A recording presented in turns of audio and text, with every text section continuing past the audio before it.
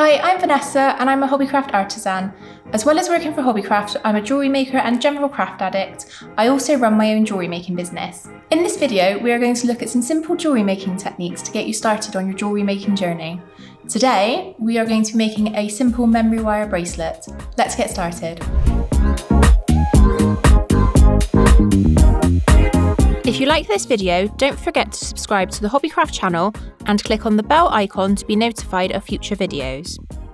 You will need memory wire, beads of your choice. We have used a selection of seed beads and some larger gold spacer beads, round nose pliers and wire cutters. Take out one of your memory wire coils.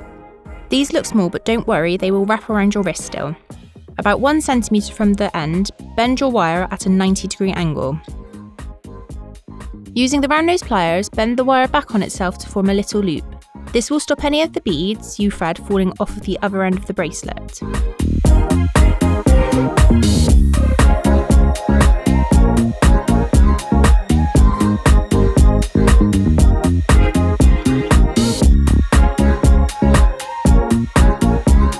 Now it's time to start beading.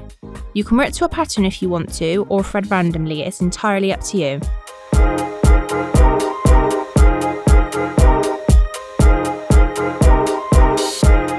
Once you are happy with how many wraparounds you have on your bracelet, you can now cut off the excess wire. Use your round nose pliers to form a little hoop at the end, the same as we did in step 1.